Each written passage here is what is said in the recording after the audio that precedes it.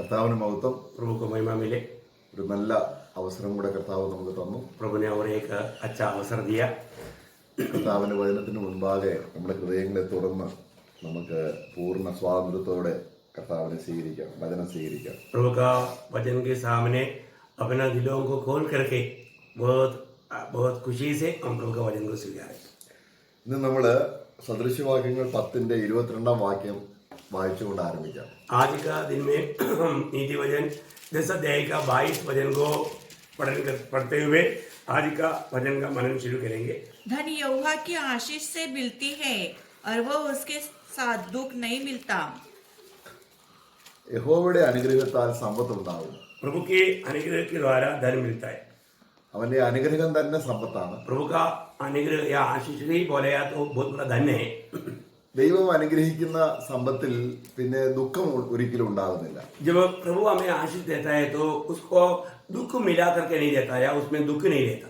തന്നെയല്ല, അത് നിത്യകാല അടിസ്ഥാനത്തിലുള്ള ഒരു സമ്പത്താണ്. और इतना भी नहीं, वो आनंद काल का संबंध का एक संपत्त है, वो आनंद काल के लिए।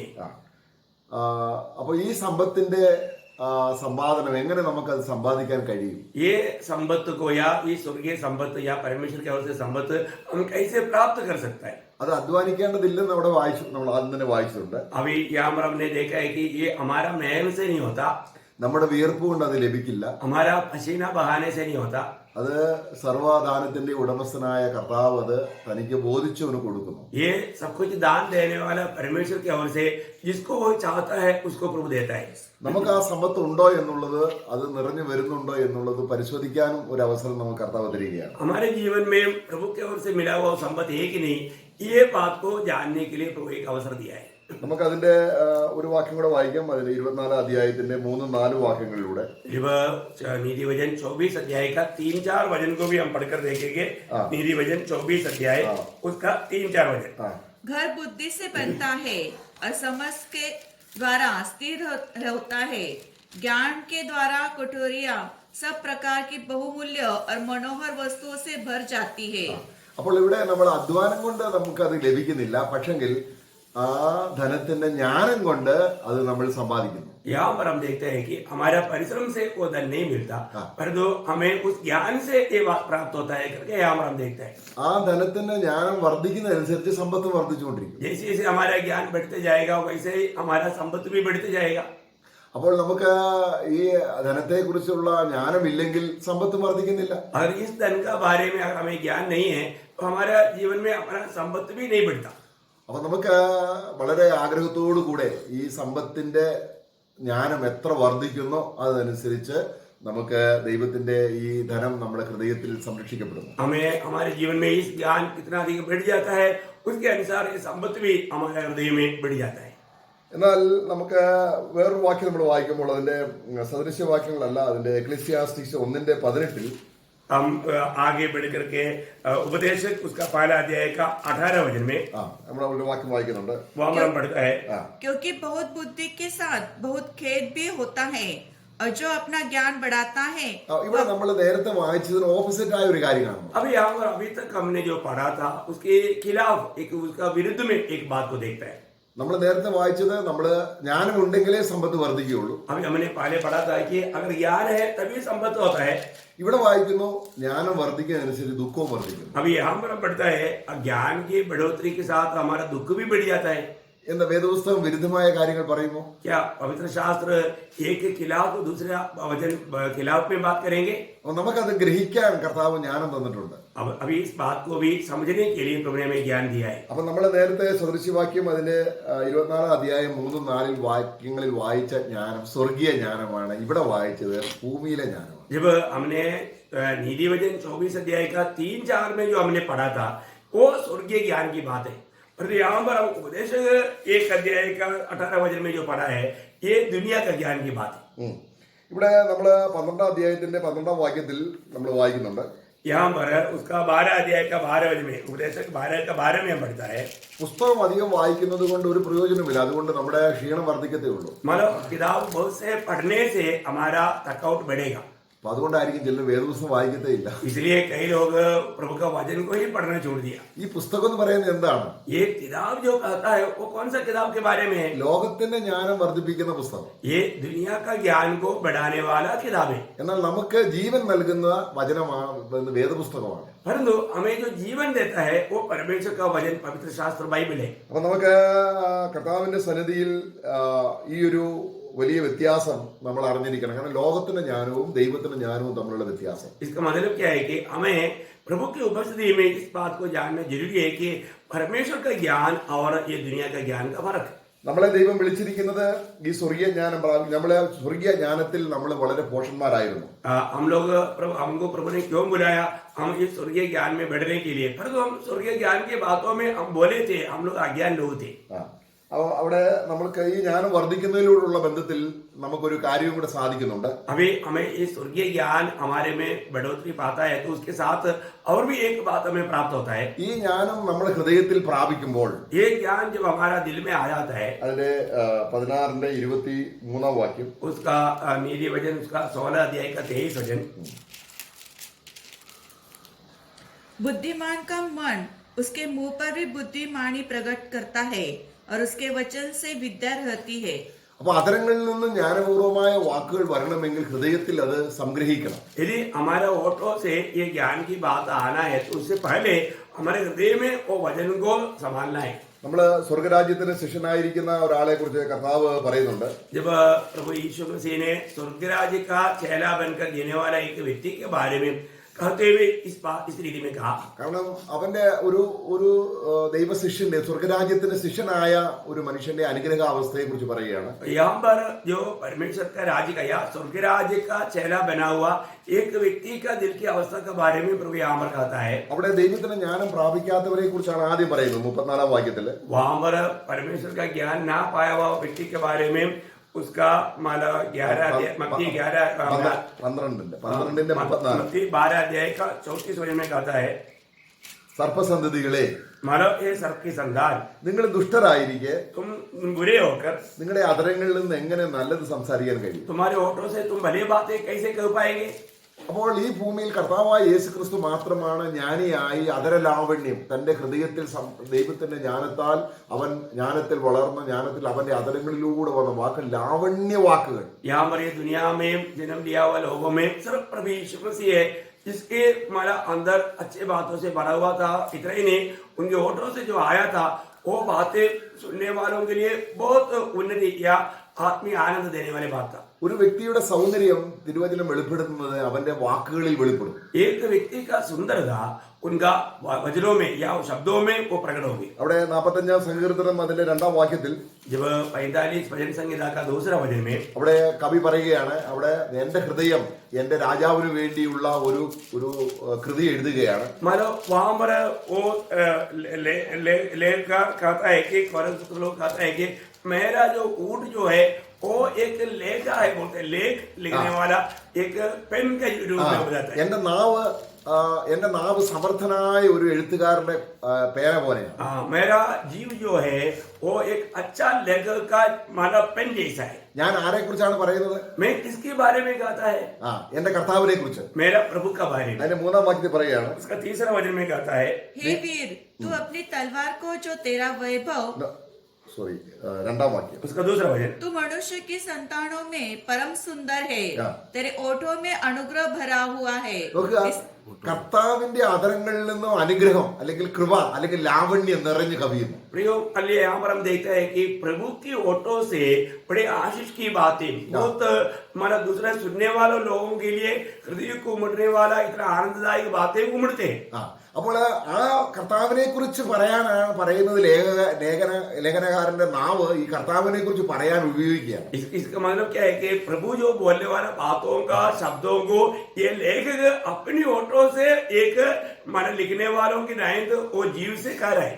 അവൻ എത്ര ജ്ഞാനിയാണ്, वो कितना ज्ञानी है. ജ്ഞാനിയായ കർത്താവിനെ കുറിച്ച് പറയുന്ന അതരങ്ങൾ എത്ര ഭാഗ്യമുള്ളത്. उस महान ज्ञानी प्रभु का बारे में कहना उसका ऊट वो कितना सुंदर है. അതാണ് നമ്മൾ ഇവിടെ 16 സദൃശവാക്യങ്ങൾ 16:23 വായിച്ചത്. ജ്ഞാനിയുടെ ഹൃദയം അല്ലെങ്കിൽ ഈ ക്രിസ്തുവിനെ കുറിച്ചുള്ള ജ്ഞാനം ഒരുവന്റെ ഹൃദയത്തിൽ വരുമ്പോൾ അവന്റെ ആദരത്തെ അവൻ എന്ത് ചെയ്യുന്നു, അഭ്യസിക്കുന്നു. അതാണ് സർപ്പസന്തതികളെ കുറിച്ച് അങ്ങനെ ഒരു അനുഗ്രഹമില്ല. ये तो बात को हमने नीति वचन 16 का 23 में पढ़ा था कि हमारे जीवन में हमारा प्रभु का जन की ओटों से आने वाला बात बहुत ही सुंदर रहेगा, परंतु सर्प की संतान की ओटों से आने वाला बात ऐसे कभी हो ही नहीं सकता.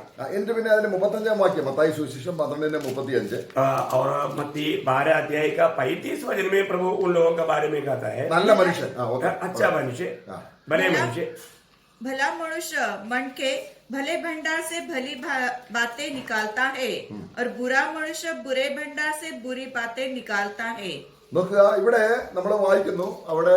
അപ്പൊ 45 സങ്കീർത്തനത്തിൽ ആദ്യം കാണുന്ന ആ മനുഷ്യൻ നല്ല മനുഷ്യനാണ്. കാരണം നല്ലവനായ തന്റെ ഗുരുവിന്റെ മഹത്വത്തെ ഹൃദയത്തിൽ ധരിച്ചിട്ട് അവന്റെ അധരങ്ങളിലൂടെ നല്ലത് സംസാരിക്കുന്നു. जब 45 भजन संहिता हमने देखा हुआ वो व्यक्ति जो है अपने भले भंडार से या भले मन से अपना प्रभु का बारे में अच्छी बातें कहता है.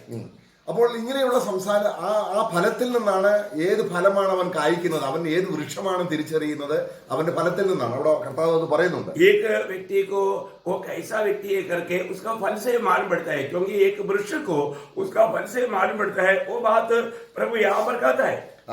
അപ്പോൾ നല്ല വൃക്ഷം നല്ല ഫലവും ആകാത്ത വൃക്ഷം ആകാത്ത ഫലവും കായ്ക്കുന്നു. हमारा अच्छा पेड़ अच्छा फल देता है और बुरा पेड़ बुरा फल देता है. അപ്പോൾ നമ്മളെ കർത്താവ് വിളിച്ചിരിക്കുന്നത് ഈ കർത്താവിനെ കുറിച്ച് സംസാരിക്കുകയാണെങ്കിൽ നമ്മുടെ ആദരം വളരെ മഹത്വപൂർവമായ ജ്ഞാനപൂർവമായ വാക്കുകളാണ് നമ്മുടെ ഹൃദയത്തിൽ നിന്നും വരുന്നത്. यदि हम प्रभु के बारे में कहे तो जरूर हमारा हृदय से उमड़ता है, तो वो बहुत ज्ञान की बातें उन्नति की बातें हमारा ओठों से निकलेगा. അപ്പോൾ ഈ ദുഷ്ടമനുഷ്യരുടെ അധരങ്ങളുടെ കീഴെ അണലി വിഷമുണ്ട്. മറ്റുള്ളവരെ കൊല്ലുന്നു, നശിപ്പിക്കുന്നു, അവരെ കരുതുന്നില്ല, അവരെ വളർത്തിയെടുക്കുന്നില്ല, അവരെ പോഷിപ്പിക്കുന്നില്ല. परंतु हम दुष्टों की मुंह से निकलने वाला बातों के बारे में हम देखते हैं कि उनके ओठों में क्या है, सर्प के विषय. वो दूसरे को आत्मिक उन्नति की बातें नहीं कहता. അപ്പോൾ ഈ സമ്പത്ത് നമുക്ക് അധ്വാനിച്ചാൽ കിട്ടത്തില്ല. अभी ये जो धन है वो हम परिश्रम करने से नहीं मिलेगा, നമുക്ക് കൃപയാൽ ലഭിക്കുന്നതാണ്. ये हमें अनुग्रह के द्वारा मिलता है. അങ്ങനെ ആ അനുഗ്രഹം നമുക്ക് ലഭിച്ചാൽ इस प्रकार का अनुग्रह हमें मिलने के बाद നമ്മുടെ ഈ നാവ് കൊണ്ട് അനേകരെ നമ്മൾ പോഷിപ്പിക്കും. हमारा इस ओटो से हम बहुत लोगों को संपन्न करेंगे. സഭ മാത്രമാണ് ഈ യുഗത്തിൽ ഈ തലമുറയിൽ അല്ലെങ്കിൽ ഏത് കാലത്തും മറ്റുള്ളവരെ അനുഗ്രഹിക്കപ്പെട്ടവരായി വിളിക്കപ്പെട്ടത്. सिर्फ मंडली के लोग जो है दूसरे लोगों को आशीष देने के लिए प्रभु ने बुलाया हुआ है. ലോകരെല്ലാം മറ്റുള്ളവരെ ശപിക്കുകയാണ്. ये दुनिया के लोग एक दूसरे के ऊपर श्राप देता है, എന്നാൽ സഭ മറ്റുള്ളവരെ അനുഗ്രഹിക്കുന്നു. परंतु मंडली के लोग प्रभु के बुलाए हुए लोग चुने हुए लोग दूसरे लोगों को आशीष देता है. നിങ്ങൾ അനുഗ്രഹം പ്രാപിക്കാൻ വിളിക്കപ്പെട്ടത് കൊണ്ട് അനുഗ്രഹിക്കുന്നവരായിരിക്കും. इसलिए प्रभु का वचन कहता है कि तुम आशीष पाने के लिए बुलाया हुआ है, इसलिए तुम दूसरे को आशीष दो. നമുക്ക് 10-ാം അധ്യായം സദൃശവാക്യം 10:21 കൂടെ വായിക്കാം. जब नीति वचन 10 अध्याय का 21 वचन भी हम पढ़ेंगे. नीति वचन 10 अध्याय का 21. धर्मी के वचनों से बहुतों का पालन पोषण होता है, परंतु मूढ़ लोग निर्बुद्धि होने के कारण मर जाते हैं. നീതിമാന്റെ അധരങ്ങൾ. धर्मियों का होठ. നമ്മുടെ കർത്താവിന് അതാണ് മനുഷ്യൻ അപ്പം കൊണ്ട് മാത്രമല്ല ദൈവത്തിന്റെ വായിൽ കൂടെ വരുന്ന സകല വചനം കൊണ്ട് ജീവിക്കുന്നു. इसलिए प्रभु यीशु मसीह ने शैतान को कहा था कि मनुष्य सिर्फ रोटी से नहीं परमेश्वर के मुंह से निकलने वाला सारे वचन से जीवित रहता है. നമ്മൾ വിശ്വാസത്താൽ നീതിമാന്മാരായി കഴിയുമ്പോൾ हम जब विश्वास के द्वारा धर्मी ठहराया जाता है, इसके बाद സ്നേഹത്തിൽ സത്യം സംസാരിച്ചുകൊണ്ട് ക്രിസ്തു എന്ന തലയിലേക്ക് വളരുവാനാണ് നമ്മൾക്ക് ദൈവം അനുഗ്രഹം തന്നിരിക്കുന്നത്. हम प्रेम में सच्चाई कहते हुए मसीह की सिर तक बढ़ने के लिए प्रभु ने अनुग्रह हमको दिया है. അപ്പൊ നീതിമാന്റെ ആ ഹൃദയം എങ്ങനെയുള്ള വാക്കാണ് അവന്റെ? जब धर्मियों का ओठों से निकलने वाला शब्द कैसा शब्द है? അനേകരെയും പോഷിപ്പിക്കുന്നതാണ്. बहुत लोगों को पालन पोषण करने वाला या उनको मजबूत करने वाला है. തന്നെയല്ല അതിന്റെ 20-ാം വാക്യം വായിക്കുമ്പോൾ उसी 10 अध्याय का 20 वचन जो पढ़ता है, അവന്റെ അധരം മഹത്വകരമായ നിക്ഷേപം നിക്ഷേപത്തെ വെളിവാക്കുന്നു. उनका ओठों से निकलने वाला बात शब्द जो है वो उनके अंदर या उनके जीवन के बड़े धन को दिखाता है. ദുഷ്ടന്മാരുടെ ഹൃദയം നിസ്സാരം, അതിന് വിലയില്ല, അതിനകത്തൊന്നുമില്ല.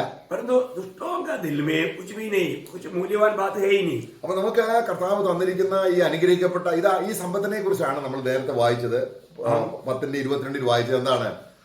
യഹോവയുടെ അനുഗ്രഹത്താൽ സമ്പത്തുണ്ടാകും. हम परमेश्वर का इस धन के बारे में नीति वचन 10 का 22 में हमने पढ़ा था.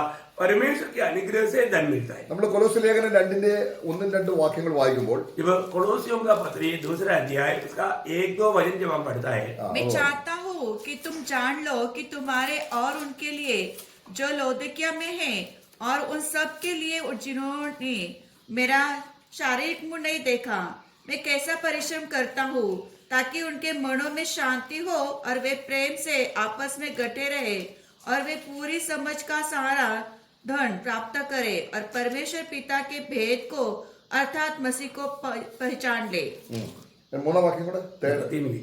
जिसमें बुद्धि और ज्ञान के सारे भंडार छिपे हुए हैं। നമുക്ക് ഈ വാക്യം വായിച്ചാൽ നമുക്ക് അത് ഈസി ആയിട്ട് വായിച്ചു വിടാൻ കഴിയുമോ? ये बात ये वचनों को पढ़ने के समय में हम उसको हल्का रीति में पढ़ करके छोड़ सकेंगे क्या? നമ്മൾ സദൃശവാക്യം 10:22 വായിച്ച ആ യഹോവയുടെ അനുഗ്രഹത്താൽ ഉണ്ടാകുന്ന സമ്പത്താണ് ഇവിടെ നമ്മൾ വ്യക്തമായി കാണുന്നത്. यहाँ पर हमने जो नीति वचन 10 अध्याय का 22 वचन में जो हमने पढ़ा था कि प्रभु का अनुग्रह से जो हमें संपत्ति मिलता है, धन मिलता है, कोई बात को यहाँ पर वो धन क्या है वो बात यहाँ पर हमने पढ़ा कोलोसियों 2 अध्याय का 1 से 3। അപ്പം ഈ ജ്ഞാനം കിട്ടുമ്പോൾ, ഈ സമ്പത്തിനുള്ള ജ്ഞാനം കിട്ടുമ്പോൾ സമ്പത്ത് വർദ്ധിക്കുക മാത്രമല്ല ആശ്വാസം സമാധാനവും വർദ്ധിച്ചു വരുന്നു. मतलब ये धन मिल जाने के बाद में सिर्फ संपत्ति मिला उतने नहीं, हमें शांति में भी हम उन्नति पाता है। നമുക്ക് ദുഃഖം ഉണ്ടാക്കുന്ന സമ്പത്തല്ല ഇത്. ये हमें दुख देने वाला धन नहीं। നമ്മൾ നേരത്തെ നമ്മള് സഭാപ്രസംഗി വായിക്കുന്നുണ്ട്. हम लोग एक्लेसियस में या उपदेश में हमने जो पढ़ा, ഒരു മനുഷ്യന് ദൈവം ഭൂമിയിൽ കൊടുത്തിരിക്കുന്ന കഷ്ടത എന്ന് പറയുന്നത് സമ്പത്ത് ഉണ്ടാക്കാനുള്ള ജ്ഞാനം കൊടുത്തു. പക്ഷെ വേറൊരുത്തിന് അത് അനുഭവിക്കുകയും ചെയ്യുന്നു. അവൻ അനുഭവിക്കാൻ കഴിയുന്നുമില്ല, സമാധാനമില്ല അവന്. मतलब यहाँ पर हम देखते हैं कि एक व्यक्ति को प्रभु देने वाला आशीष क्या है कि वो बहुत मेहनत करके सम्मत कमाता है पर वो उसमें आनंद नहीं मना सकता। दूसरे व्यक्ति को प्रभु सम्मत देता है और वो आनंद भी मनाता है। ഇതങ്ങനല്ല. ये ऐसा नहीं, ഇത് നമ്മൾ സമ്പാദിക്കുന്ന ആർക്കും കൊണ്ടുപോകാൻ പറ്റത്തില്ല. ये जो धन जो हम कमाता है वो और कोई लेकर नहीं जा सकता। നമ്മൾ ഒരിക്കലും സാത്താൻ കൊണ്ടുവന്ന് പേടിക്കരുത്. ये सब धन कोई शैतान लेकर जाएगा ऐसे हमें डरने की जरूरत नहीं, കാരണം പുള്ളിക്ക് ഇങ്ങോട്ട് അടുക്കാൻ പറ്റത്തില്ല. क्योंकि ये धन के निकट शैतान आ नहीं सकता। ഇതാണ് കർത്താവ് മറിയത്തോട് പറഞ്ഞത്. यही बात को प्रभु ने मरियम से कहा। എന്താണ് മറിയത്തോട് പറഞ്ഞത്? मरियम से क्या कहा? അല്പം മതി, थोड़ा ही काफी है, പക്ഷെങ്കിൽ അത് നിത്യമാണ്. परंतु आनंद कार का है, हमेशा का है, അത് ആരും നിന്ന് എടുത്ത് കളയത്തില്ല. वो कोई तुमसे छीन नहीं ले जाएगा। അപ്പൊ ഇവിടെ നമ്മൾ വായിക്കുകയാണ്, ഈ നിഗൂഢമായ നിക്ഷേപം ഇരിക്കുന്ന ഈ മശിക എന്ന് പറയുന്ന ക്രിസ്തു എന്ന മർമ്മപ്രധാനമായ ഈ വ്യക്തിയെ അറിയുന്തോറും പിതാവിനെ കുറിച്ച് അറിയുന്നു, ജ്ഞാനം അറിയുന്നു, സമ്പത്ത് നേടുന്നു, ഹൃദയങ്ങൾക്ക് തമ്മിൽ ആശ്വാസവും ദൈവത്തോടും ആശ്വാസവും, സഹോദരങ്ങൾ ഈ ജ്ഞാനം അറിയുന്നവർ തമ്മിൽ ഭയങ്കര സന്തോഷമാണ്. ये धन का स्रोत प्रभु यीशु मसीह, उस यीशु मसीह को जितना अधिक ज्ञान जाएगा, क्योंकि यीशु मसीह परमेश्वर का ज्ञान है, उसमें सारे आशीष छिपा हुआ है। जितना जितना हम प्रभु को प्राप्त करते जाएगा वो एक दूसरे के साथ भी बहुत आनंद में रहेगा, खुशी में रहेगा, मेल में रहेगा और ये धन भी उनमें बढ़ते जाएगा। അപ്പോൾ ഈ ധനം സമ്പാദിക്കാനാണ് ഇപ്പോൾ നമ്മളിവിടെ ആയിരിക്കുന്നത്. इसलिए इस धन को प्राप्त करने के लिए आज हम ये दुनिया में हैं। അപ്പോൾ അത് നമ്മൾ പ്രാപിക്കുന്നവർ എന്ത് വർദ്ധിച്ചു? ആശ്വാസം വർദ്ധിച്ചു വരുന്നു. ये जितना हम प्रभु को प्राप्त करते जाएगा या ये धन को प्राप्त करते जाएगा हमारा शांति भी बढ़ते जाएगा। ഒരു വിലയുമില്ലാതിരുന്ന നമ്മൾ ഈ വിലയേറിയ സമ്പത്ത്, ദൈവം വിലയേറിയ സമ്പത്തിനെ നമ്മൾ കൂടുതൽ നേടിക്കൊണ്ടിരിക്കുമ്പോൾ നമ്മൾ വിലയേറിയവരായി തീരുന്നു. हमें अपने आप में देखेगा तो हमें कुछ मूल्य नहीं था, परंतु ये मूल्यवान संपत्ति हमारे जीवन में आने के कारण हम लोग भी हमारा बहुत संपन्न बन जाता है, मूल्यवान बन जाता है। उतना नहीं, हमारे में संपत्ति बढ़ते भी जाता है। നമ്മൾ ഉദാഹരണമായിട്ട് നമ്മൾ യേശു ക്രിസ്തുവിനെ കുറിച്ച് പറയുമ്പോൾ നമ്മൾ ഒന്നാമത് അവന്റെ രക്തം, अभी एक उदाहरण में हम प्रभु यीशु मसीह के बारे में जब कहता है, सबसे पहले बात तो प्रभु यीशु मसीह ने हमारे लिए बहाया हुआ खून। രക്തത്തിന്റെ വില എത്ര ശ്രേഷ്ഠമാണ്! खून की मूल्य कितना बड़ा है! വെള്ളി, പൊന്ന് മുതലായ അഴിഞ്ഞു പോകുന്ന വസ്തുക്കളെ കൊണ്ടല്ല, सोना चांदी इस प्रकार जो ठहर जाने वाले बातों से नहीं, പിന്നെയോ വിലയേറിയ രക്തം, ദൈവം വിലയേറിയതായി കാണുന്ന ആ രക്തം കൊടുത്താണ് എന്നെ വിലയ്ക്ക് വാങ്ങിയത്. परमेश्वर की दृष्टि में जिसको बड़ा मूल्य है उस मूल्यवान लहू देख करके प्रभु ने मुझको खरीदा है। പക്ഷേ നമ്മൾ രക്ഷിക്കപ്പെട്ടിട്ടും ആ രക്തത്തിന്റെ മൂല്യത നമുക്ക് പലപ്പോഴും അറിയാൻ കഴിയുന്നില്ല. परंतु हम उधार पाने के बावजूद भी कई बार हमारे लिए जो प्रभु ने खर्च किया हुआ वो लहू का मूल्य हम लोग नहीं जान पाता। അപ്പൊ ക്രിസ്തുവിന് ഈ ഭൂമിയിലുണ്ടായ അവന്റെ രക്തച്ചൊരിച്ചൽ, അവന്റെ കണ്ണുനീര്, വേദന, ഇതൊക്കെയും കാരണം നമുക്കറിയാം യേശുവിന് വന്ന് നിന്ന മോശ ക്രിസ്തുവിന് നിന്ന വലിയൊരു ധനമെന്ന് കണ്ടു. अभी हम देखते हैं कि प्रभु यीशु मसीह के जीवन में बहुत बड़ा दुख आया, कष्ट आया, संकट आया, निंदा आया, और ये सब क्यों हमारे लिए। अभी हमने देखा मोशा के जीवन में मिस्रईम के भंडार के उस आनंद से बढ़ करके मसीह की निंदा को बड़ा धन करके मोशा ने देखा कि हम बढ़ता है। അപ്പൊ യേശുക്രിസ്തുവിന് വന്നിരിക്കുന്ന എല്ലാ ജീവിതത്തിലെ വൈരുദ്ധ്യങ്ങൾ നമ്മളത് 12-ാം അധ്യായത്തിന്റെ 3-ാം വാക്യത്തിൽ, എബ്രായ ലേഖനം 12:3 യേശുക്രിസ്തുവിന്റെ ജീവിതത്തിൽ വന്ന കോൺട്രഡിക്ഷൻ നിങ്ങളുടെ ഹൃദയത്തിൽ നിങ്ങൾ ധ്യാനിച്ചു കൊള്ളണം. അത് നിങ്ങളുടെ ക്ഷീണം തീർക്കും, നിങ്ങൾക്ക് സമാധാനം തരും. എത്രമാത്രം ആശ്വാസത്തിന്റെ ഒരു വചനമാണത്. इसका मतलब हमारे जीवन में, हमारा कोई भी अवस्था में प्रभु यीशु मसीह के जीवन में आया हुआ अनुभव हमारा कोई भी अवस्था में हमें शांति से, आनंद से रहने देता, क्योंकि यीशु मसीह पापियों से इतना बड़ा दुख सगा, संकट सगा, वो बात का ध्यान हमारे दुखों को दूर कर देते हैं। ഇവിടെ നമ്മൾ വായിക്കുകയാണ് ട്രഷർ എന്ന് പറയുന്ന ധനം. यहाँ पर हम बहुत बड़ा धन के बारे में देखते हैं। ആ ധനത്തിന്റെ നിക്ഷേപം മുഴുവനും ആ ഇരിക്കുന്ന വ്യക്തിയാണ് കർത്താവായ യേശു ക്രിസ്തു. ये सारे परमेश्वर का सारा धन छिपा हुआ व्यक्ति है प्रभु यीशु मसीह। എന്നാൽ ഈ ലോകത്തിന്റെ ജ്ഞാനികൾക്ക് അത് മനസ്സിലാകത്തില്ല. परंतु ये दुनिया का ज्ञानी लोग ये बात को नहीं समझता। ഈ ലോകത്തിന്റെ ജ്ഞാനികൾ എന്ന് പറയുമ്പോൾ നമ്മൾ മനുഷ്യരെ ഉദ്ദേശിച്ച് മാത്രമല്ല, अभी ये दुनिया का ज्ञानी बोलेगा तो सिर्फ मनुष्य के संबंध में ही नहीं, നമ്മള് ഈ ലോകത്തിന്റെ ദൈവമാകുന്ന സാത്താൻ, इस दुनिया का ईश्वर शैतान അതിനോടുകൂടെ ബന്ധപ്പെട്ട ലോക മനുഷ്യര്, और उसके साथ जोड़ा हुआ दुनिया का लोग, അവർക്ക് ഈ ക്രിസ്തുവിനെ കുറിച്ച്, ക്രിസ്തുവിന്റെ ജ്ഞാനത്തെ അറിയത്തില്ല. वो वे लोग मतलब मसीह की इस ज्ञान को, इस भेद को नहीं जानते, കാരണം ഈ ലോകത്തിന്റെ ജ്ഞാനം നശിച്ചു പോകും. क्योंकि ये दुनिया का ज्ञान नष्ट हो जाएगा। നമ്മൾ 1 കൊരിന്ത്യർ 2-ാം അധ്യായത്തിൽ വായിക്കുകയാണ്. जब हम पहला कुरिन्थी 2 अध्याय में देखता है അവിടെ അതിന്റെ 6-ാം വാക്യം, उसका 6वां वचन, പ്രഭു അല്ലെങ്കിൽ നശിച്ചു പോകുന്നവരായ ഈ ലോകത്തിന്റെ പ്രഭുക്കന്മാരുടെ ജ്ഞാനമല്ല, इस नाश होने वाला ये दुनिया का अधिकारियों का या उन लोगों का ज्ञान नहीं। ശിഷ്യപ്പെടും. फिर भी सिद्ध लोक में हम ज्ञान सुनाते हैं, परंतु इस संसार का और इस संसार के नाश होने वाले हकीम का ज्ञान नहीं। ഉറപ്പെടും. परंतु हम परमेश्वर का वह गुप्त ज्ञान भेद की रीति पर बताते हैं, जिसे परमेश्वर ने सनातन से हमारी महिमा के लिए ठहराया।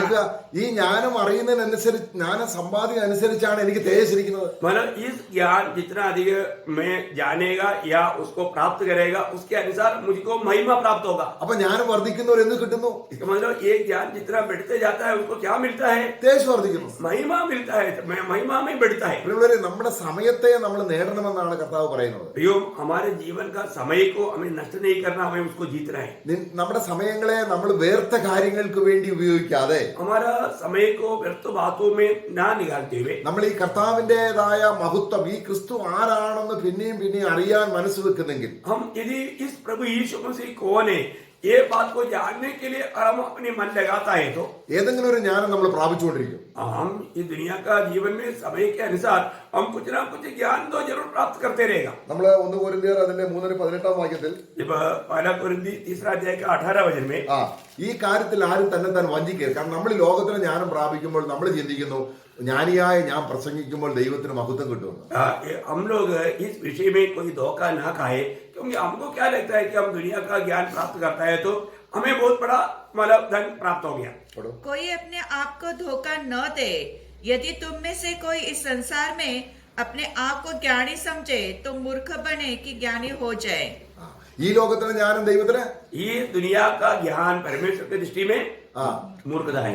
ഇത് പറഞ്ഞാൽ അതാണ് നമ്മള് ലൂക്കോസ് സുവിശേഷം 16:15. കാരണം മനുഷ്യരുടെ മുമ്പിൽ വലുതായി തോന്നുന്ന കാര്യം ദൈവത്തിന് അറപ്പാണെന്നാണ് പറയുന്നത്. यही बात को प्रभु यीशु मसीह ने लूका 16 अध्याय का 15 वचन में कहा कि जो मनुष्य के सामने श्रेष्ठ है वो परमेश्वर की दृष्टि में मूर्खता है। അപ്പൊ നമുക്ക് ആരും അറിയാതെ ദൈവം ഗുപ്തമായി വെച്ചിരിക്കുന്ന ഈ ജ്ഞാനം സൗജന്യമായിട്ട് നമുക്ക് തരികയാണ്. प्रियो, ये ज्ञान के बारे में कोई भी नहीं जानता, वो ज्ञान को परमेश्वर हमें मुफ्त रूप में हमें देता है। നമ്മളെ എഫെസ്യ ലേഖനം 1-ാം അധ്യായം അതിന്റെ 3-ാം വാക്യത്തിൽ നമ്മളെ ദൈവത്തിന്റെ സന്നിധിയിൽ വിശുദ്ധരും നിഷ്കളങ്കരുമായി നിർത്തുന്നതിനെ കുറിച്ച് പറയുമ്പോൾ അത് തന്നെ ദൈവത്തിന്റെ ജ്ഞാനത്തിന്റെ വിഷയമാണ്. जब एफिसियों का पत्री पहला अध्याय का 4 वचन में हमको परमेश्वर की उपस्थिति में पवित्र और निर्दोष करके खड़ा करने की बात जो कहता है वो बात ही ज्ञान की बात है. നമ്മൾ പലപ്പോഴും ഈ ജ്ഞാനം അറിയാതെ ആ ദൈവസന്നിധി വരുന്നത്. हम लोग ये ज्ञान को ना जान करके प्रभु की उपस्थिति में आते हैं. എന്നാൽ പ്രിയനായവരിൽ അതിന്റെ 6 വാക്യം വായിക്കുകയാണ്. परंतु एफिसियों 1:6 में हम जब पढ़ता है തന്റെ പ്രിയനായവരിൽ നമുക്ക് സൗജന്യമായി നൽകിയ കൃപാമഹത്വത്തിന്റെ പുകഴ്ചയ്ക്കായി സ്നേഹത്തിൽ അവൻ നമ്മെ മുൻനിയമിച്ചു. എന്നിട്ട് അതിന്റെ 8 വാക്യം, അത് അവൻ നമുക്ക് ധാരാളമായി കാണിച്ച കൃപാധന പ്രകാരം സകല ജ്ഞാനവും വിവേകവുമായി നൽകിയിരിക്കുന്നു. देखिए उसके 6 से 8 पढ़िए. कि उसके उस अनुग्रह की महिमा की स्तुति हो जिसे उसने हमें उस प्रिय में सेत में दिया. हमको उसमें उसके लहू के द्वारा छुटकारा अर्थात अपराधों की क्षमा उसके उस अनुग्रह के धन के अनुसार मिलता है, जिससे उसने सारे ज्ञान और समझ सहित हम पर बहुतायत से किया है. നമ്മൾ അവരുടെ മുമ്പിൽ വിശുദ്ധ നിഷ്കളങ്കരുമാണ്. अभी हम प्रभु की उपस्थिति में पवित्र और निर्दोष है. എത്ര ഈസി ആയിട്ടാണ് പറയുന്നത്. ये कितना हम हल्का रीति में बोलते हैं. പക്ഷേ അത് ജ്ഞാനത്തോടെ പറയുമ്പോഴോ നമ്മൾ വിറച്ചു പോകും. കാരണം ഇത് എത്ര ഭയങ്കര ഒരു കാര്യമാണ്. ദൈവം എന്നെ വിശുദ്ധ നിഷ്കളങ്കരമായി നിർത്താൻ ദൈവം ചെയ്തൊരു കാര്യം. അത് ജ്ഞാനത്തോടും വിവേകത്തോടും കൂടെ അറിയുമ്പോഴാണ് ഈ ധനം വർദ്ധിക്കുന്നത്, തേജസ് വർദ്ധിക്കുന്നത്. प्रियो, अगर हम इस बात को समझ करके परमेश्वर का उस ज्ञान के अनुसार अगर हम बात करेगा तो कितना डरते हुए कांपते हुए हम जरूर बोलेगा कि प्रभु ने मुझको अपनी उपस्थिति में धर्मी और निर्दोष ठहराने के लिए कितना महान कार्य किया. ओ मैं कौन है, ये बात बोलने के समय में प्रभु को पूरा महिमा दे करके वो पढ़ेगा और उसके बारे में बोलेगा. അപ്പൊ ധനമെന്ന് പറയുമ്പോൾ തന്നെ ഒരു തെറ്റായ ധാരണയാണ് നമ്മുടെ ഹൃദയത്തിലുള്ളത്. हम लोग धन सुनते ही हमको हमारे विचार क्या है, एक अलग विचार है, एक दुनिया के संबंध का एक विचार आता है. ജ്ഞാനം എന്ന് പറയുമ്പോഴും തെറ്റായിട്ടാണ്. ज्ञान बोलने के समय में भी उसको गलत रीति में सोचते हैं. അങ്ങനെ ഒരു തെറ്റായ ഒരു ധനത്തെയാണ് നമ്മൾ തെറ്റായ ജ്ഞാനം കൊണ്ട് സമ്പാദിക്കുന്നതെങ്കിൽ എത്രയോ വലിയ ഇരുട്ടാണ്. अगर इस प्रकार का एक गलत धन को और एक गलत ज्ञान से हम प्राप्त करें, प्रियो हम कितना बड़ा दोषी है, गुनाहगार है. നമ്മൾ നേരത്തെ വായിച്ചു, അത് പോഷന്റെ മരണം ഏറ്റവും വ്യസനകരം. കാരണം മരിച്ചു കഴിയുമ്പോൾ അറിയുന്നത് ഞാൻ പ്രാപിച്ച ജ്ഞാനം വേറെയാണ്, ഞാൻ പ്രാപിച്ച സമ്പത്തും വേറെയാണ്. കാരണം അത് എനിക്ക് ഉപകരിക്കുന്നില്ല, അത് നശിച്ചു പോയി. एक मूर्ख का अपना मृत्यु के समय में उसको बहुत वेदना होता है, क्योंकि मैंने प्राप्त किया हुआ ज्ञान भी अलग है, मैंने प्राप्त किया हुआ धन भी अलग है. ओ ये मैंने क्या किया, वो उस समय में बहुत दुखी और निराश हो जाता है. നമ്മള് ഏസ്കൽ പ്രവചനത്തിൽ 28 അധ്യായത്തിൽ നിന്റെ ജ്ഞാനം കൊണ്ടും ബുദ്ധി കൊണ്ടും നീ ധനം സമ്പാദിച്ചു, പക്ഷെങ്കിൽ പാതാളത്തിലേക്കാണ് അവൻ പോകുന്നത്. हम लोग इसके नबी किताब 28 अध्याय में हम देखते हैं कि इस लूसीफर के बारे में कि उसने गलत ज्ञान से उन्होंने जो भी प्राप्त किया आखिर में वो कहाँ गया, वो सीधा उस अधोलोक में चला गया. ഇസ്രായേൽ മക്കളോട് ദൈവം ഈ ധനത്തെ കുറിച്ച് പറയുന്നുണ്ട്, പക്ഷെ അവർക്ക് അത് പ്രാപിക്കാൻ കഴിഞ്ഞില്ല. जब इसराइल के लोगों से प्रभु ये धन के बारे में कहता है, परंतु वो लोग उसको प्राप्त नहीं कर पाए. അവിടെ നമുക്ക് ആ വാക്യം വായിക്കാം. അത് യെശയ്യാവിന്റെ പുസ്തകം, हम उस भजन को पढ़ेंगे, एशिया नबी की किताब അതിന്റെ 45 അധ്യായം उसका 45 अध्याय, एशिया 45 3ഉം 4ഉം വാക്യങ്ങൾ. उसका 3 और 4 वचन. मैं तुझको अंधकार में छिपा हुआ और गुप्त स्थानों में खड़ा हुआ धन दूंगा, जिससे तू जाने कि मैं इस्राएल का परमेश्वर यहोवा हूँ, जो तुझे नाम लेकर बुलाता है. अपने दास याकूब और अपने चुने हुए इस्राएल के निमित्त मैंने नाम लेकर तुझे बुलाया है. यद्यपि तू मुझे नहीं जानता तो भी मैंने तुझे पदवी दी है. ഈ ഗുപ്തമായി വെച്ചിരിക്കുന്ന ഈ ജ്ഞാനം യഹൂദന് കിട്ടിയോ? ये गुप्त ज्ञान क्या यहूदियों को मिला? അവരോട് പറയുന്നുണ്ട്. उनको भी कहता है प्रभु, പക്ഷെങ്കിൽ അവരെ പരിജ്ഞാനത്തിന് താക്കോൽ എടുത്ത് കളഞ്ഞു. परंतु उन्होंने वो ज्ञान की चाबी कुंजियां उन्होंने त्याग दिया. വായിക്കുന്നില്ലേ? കാരണം ഈ ജ്ഞാനം ദൈവം അവർ കൊടുത്തത്, അല്ലെങ്കിൽ ഈ ധനം അവർ കൊടുത്തതാണ്. प्रभु ने इस धन को या इस ज्ञान को उन्हें भी दिया था, പക്ഷെ അവർ വിലമതിച്ചത് 30 വെള്ളിക്കാശ്. परंतु उन्होंने क्या किया, उन्होंने वो दाम चुका, वो दाम उसको माना सिर्फ 30 सिक्का. ഇവിടെ വായിക്കുന്നത് ദൈവം അവനെ യഹൂദനെ വിളിച്ചതിനുള്ള ഉദ്ദേശമുണ്ട്. प्रभु ने यहूदियों को बुलाने के पीछे एक बड़ा उद्देश्य है. അത് മറച്ചു വെച്ച്, ഇരുട്ടിലുള്ളതെന്ന് പറയുന്നത് അവിടെ ഇരുട്ടെന്നല്ല, നമ്മൾ അത് മറച്ചു വെച്ച ധനമെന്നാണ് നമ്മൾ മനസ്സിലാക്കേണ്ടത്. मानो वो हमारा जो अंधकार का बात क्या है कि वो छिपा हुआ धन, ये रीति में हमें समझना. Hidden riches. वो उसे छिपा हुआ धन, അത് അത് ദൈവം അവർക്ക് വാഗ്ദാനം ചെയ്തതാണ്. प्रभु ने उनको भी ये बातें वायदा किया था. പക്ഷേ നമ്മൾ വാഗ്ദാനം ചെയ്തെങ്കിലും നമ്മള് അബ്രഹാമിനോടുള്ള ബന്ധത്തിൽ ദൈവം വാഗ്ദാനം ചെയ്തത് എന്താന്ന് നോക്കാം. अभी वो लोगों ने, प्रभु ने उनको वायदा दिया, तो भी अब्राहम के संबंध में प्रभु ने क्या वायदा किया हमको थोड़ा सा देखें। അപ്പം ഈ വാഗ്ദത്തം അവർക്ക് ഈ അനുഗ്രഹം അവർക്ക് ലഭിച്ചില്ല. अभी ये जो आशीष जो है वो इसराइल को नहीं मिला. ഞാൻ ഈ സഭയോട് ചേർന്ന യഹൂദന്റെ കാര്യമല്ല പറയുന്നത്. मैं जो मंडली के साथ जो मिला हुआ यहूदियों के बारे में नहीं बोल रहा हूँ. പിന്നെ അക്ഷരീയ ഇസ്രായേലിനെ കുറിച്ചാണ്. जो हमारा पुराना नियम का प्रभु का मंडली इसराइल जो है उसके बारे में कह रहा हूँ. നമ്മൾ അവർ അതിൽ എത്തിയില്ല. കാര്യം നമ്മൾ റോമലേഖനം 4-ാം അധ്യായത്തിന്റെ 13-ാം വാക്യത്തിൽ വായിക്കുന്നുണ്ട്. जब उन लोगों ने जैसा प्रभु चाहा അല്ല അതിന്റെ वहां तक नहीं पहुंचा. റോമലേഖനം 11-ാം അധ്യായത്തിൽ जब हम रोमियो का पत्री उसका 11 अध्याय में जब पढ़ता है അവർ അത് എത്തിയില്ല. കാര്യം അവര് വിശ്വാസത്താൽ അവർ അന്വേഷിക്കാഞ്ഞത് കൊണ്ട്. क्योंकि वे लोग विश्वास के द्वारा ना खोजने के कारण उन लोग उस बात को प्राप्त नहीं कर पाए. 9-ാം അധ്യായം उसका 9 अध्याय അതിന്റെ 30-31 വാക്യങ്ങൾ. उसका 30 और 31 वचन. रोमियो 9 अध्याय का 30 और 31. अतः हम क्या कहे वह कि अन्य जातियों में जो धार्मिकता जो खोज नहीं करते थे धार्मिकता प्राप्त की, अतः उस धार्मिकता को जो विश्वास से है. परंतु इस्राएली जो धर्म की व्यवस्था की खोज करते थे उस व्यवस्था तक नहीं पहुंचे. ഇത് പറഞ്ഞാൽ അവർ പ്രവൃത്തിയാൽ അന്വേഷിച്ചു. നമ്മൾ നേരത്തെ വായിച്ചതാണ്. നമ്മുടെ കുറിവാക്യം എന്താണ്? बोलने का अर्थ क्या है कि वे लोगों ने विश्वास के मार्ग को नहीं अपनाया, उन्होंने अपने कामों के द्वारा उस व्यवस्था के अनुसार उसको खोज किया. യഹോവയുടെ അനുഗ്രഹത്താൽ സമ്പത്തുണ്ടാകും. अभी हमने जो शुरुआत में जो पढ़ा था, क्या पढ़ा था?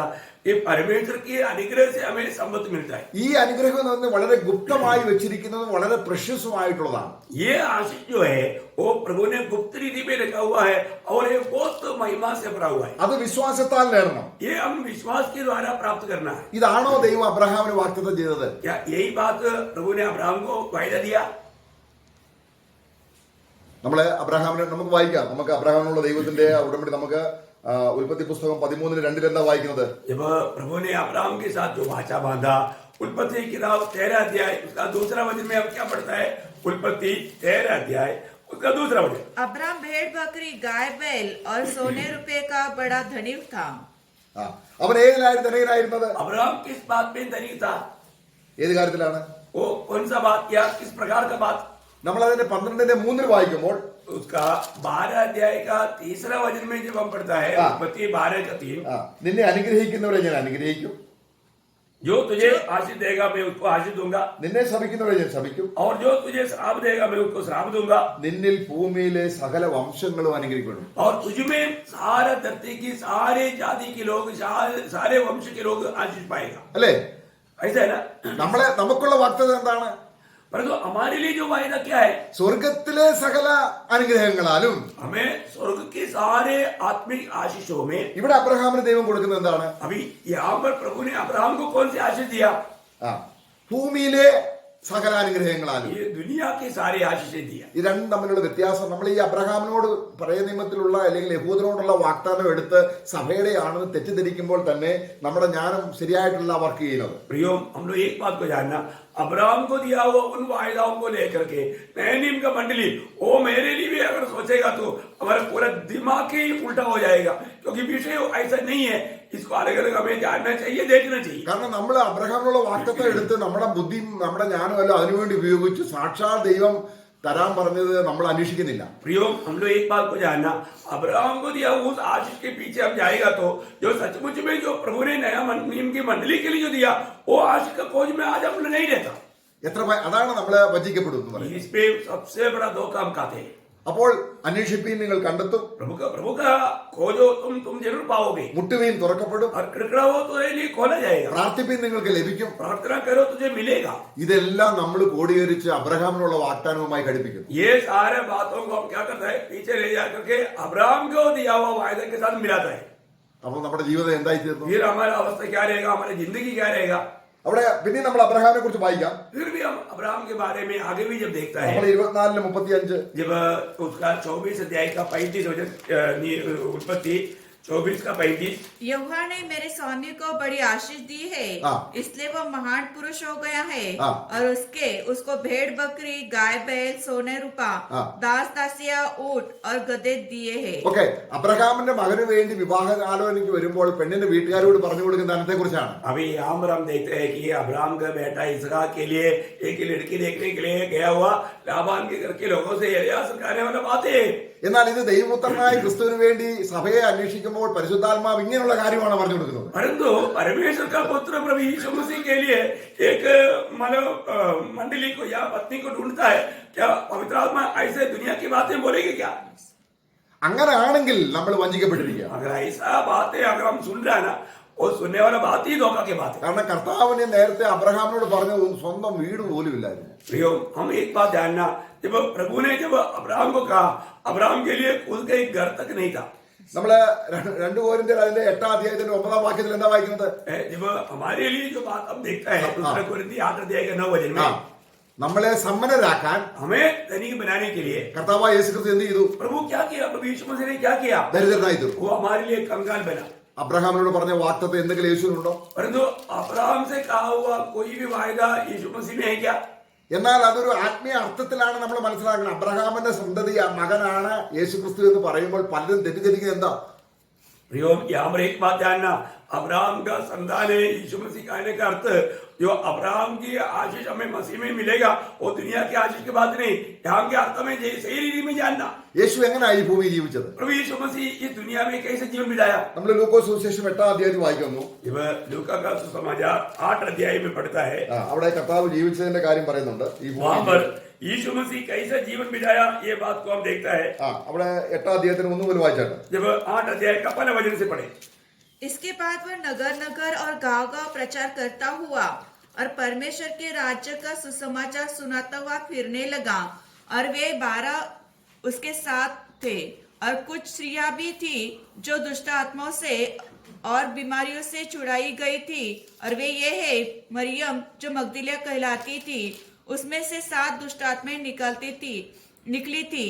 और हेरोद के भंडारी खूजा की पत्नी यूहन्ना और सुसन्ना और बहुत से अन्य स्त्रियां ये अपनी संपत्ति से उसकी सेवा करती थी। നോക്കുക എങ്ങനെയാണ് കർത്താവ് ജീവിച്ചത്. अभी आप देखिए कि कैसा प्रभु यीशु मसीह का जीवन बिताया। നേരത്തെ നമ്മൾ കണ്ട എന്തെങ്കിലും അബ്രഹാമിനുള്ള അനുഗ്രഹം എന്തെങ്കിലും യേശുവിനുണ്ടോ? अभी आपने जो अब्राहम की आशीष की बात देखा था, उसमें से एक भी आशीष की बात यीशु मसीह के जीवन में था क्या? തന്നെയല്ല, ഇനിയും ഈ സുവിശേഷത്തിന്റെ ഈ ക്രിസ്തീയ ധനത്തിന്റെ അല്ലെങ്കിൽ ഈ ക്രിസ്തുവിന്റെ ധനത്തെ, അക്ഷയ ധനത്തെ അല്ലെങ്കിൽ ക്രിസ്തുവിന്റെ മഹത്വമുള്ള ഈ ധനത്തെ പ്രസംഗിക്കുന്ന പൗലോസ് എങ്ങനെയാണ് പ്രസംഗിച്ചത്? प्रियो, अभी हम ये बात को जानना, यीशु मसीह की ये महिमा का धन के बारे में बताने वाला प्रेरित पौलुस का जीवन कैसे था, उनका जिंदगी कैसे था? പൗലോസ് അവിടെ 2 कोरिन्थियर അതിന്റെ 6-10 വായിക്കുകയാണ്. जब पौलुस अपने जीवन का अनुभव में 2 कोरिन्थी 6 अध्याय का 10 वचन में कहता है, ഞാൻ ദരിദ്രനെങ്കിലും मैं दरिद्र है तो भी മറ്റുള്ളവരെ ധനികനാക്കുന്നു. बहुतों को संपन्न बनाता है। അതെങ്ങനെയാണ് സാധിക്കുന്നത്? ये കാരണം कैसा हो सकता है? നോക്കുക, താൻ പ്രാപിച്ചിരിക്കുന്ന സ്വർഗീയ ധനം എന്ന് പറയുന്നത് ക്രിസ്തുവിന്റെ ധനമാണ്. പ്രിയോ, നശിക്കാത്തതാണ്, നിത്യമാണ്, സമാധാനമുള്ളതാണ്, കള്ളൻ തുരന്ന് മോഷ്ടിക്കാത്തതാണ്, പുഴു അരിക്കാത്തതാണ്. प्रियो, प्रभु का दास प्रेषित पौलुस ने प्रभु से जो पाया हुआ धन, वो चोर चोरी नहीं कर सकता, वो कीड़ा वाला नाश नहीं कर सकता, वो कभी भी नाश ना होने वाला धन है। वो धन से लोगों को धनवान बनाया। എന്നാൽ ദൈവം ഈ ധനത്തെ കുറിച്ച് പറയുമ്പോൾ, परंतु जब प्रभु ये धन के बारे में जब कहता है, യഹൂദന്മാരോടുള്ള ബന്ധത്തിൽ പറയുമ്പോൾ, जब यहूदियों के संबंध में जब कहता है, ഇതുമായി നമ്മൾ മിക്സ് ചെയ്യരുത്.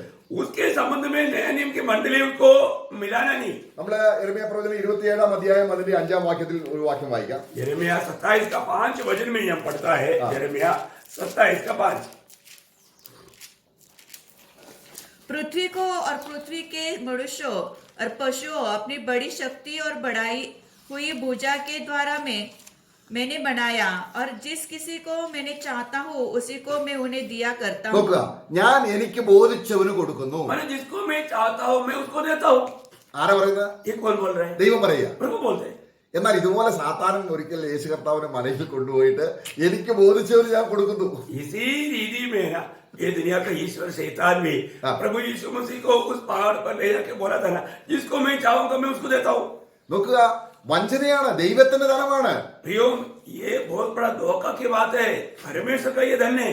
ധനം മാത്രമേ ഉള്ളൂ, അല്ലെ വാക്കുകൾ മാത്രമേ ഉള്ളൂ. मतलब इसमें सिर्फ शब्द है, बाकी सच्चा आशीष की बात नहीं. ഇത് അബ്രഹാമിന് കൊടുത്തതുപോലെ ദൈവം ഇവിടെ കൊടുക്കുമെന്ന് പറയാണ്. प्रियो, अब्राहम को जैसे दिया वैसा प्रभु देगा करके यहाँ पर जो बोलता है, ഇത് ആർക്കാണ് കൊടുക്കുന്നത്? ये किसको देता है? ഇത് അടുത്ത വാക്യം വായിക്കുമ്പോൾ നെബൂഖദ്നേസറിന് കൊടുത്തെന്നാ വായിക്കുന്നത്. ये हम अगला वचन जब पढ़ता है ना, हम किसको दिया? ये नबूकदनेस्सर को दिया. നെബൂഖദ്നേസർ സ്വർഗ്ഗത്തിൽ പോകും. प्रियो, क्या नबूकदनेस्सर स्वर्ग में जाएंगे? ആ അപ്പോൾ വായിക്കും നോക്കുക. जब आप नीचे जब पढ़ेंगे, ആ ഇത് പറഞ്ഞാൽ അർത്ഥം എന്താണ്? ये बोलने का अर्थ क्या है? ഇത് നെബൂഖദ്നേസർ നഷ്ടമായി, प्रियो, नबूकदनेस्सर को ये सब कुछ नष्ट हो गया, അതൊന്നും അവനില്ല. उसके पास कुछ भी नहीं है. എന്നാൽ അബ്രഹാമിനോട് പറഞ്ഞത് കണ്ടിന്യൂ ചെയ്യും. परंतु अब्राहम से जो कहा था, परमेश्वर उसके लिए, उनका पीढ़ी के लिए वो आगे भी बढ़ाएगा. നമ്മള് അവിടെ റോമലേഖനം 4-ാം അധ്യായത്തിൽ വായിക്കുകയാണ്. जब रोमियो का पत्री 4 अध्याय में जब हम पढ़ता है,